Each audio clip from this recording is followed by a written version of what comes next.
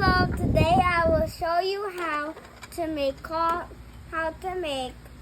water, how to make pretend coffee with this toy machine.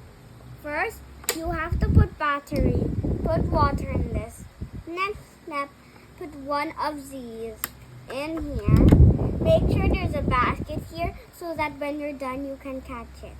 Next, you press this button and then you press this to make it look like a real coffee. You can add water while you're doing it. If it's not too full.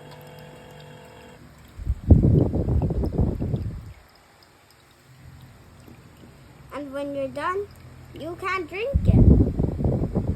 It's completely safe to drink once you do the machine. Hope you enjoyed.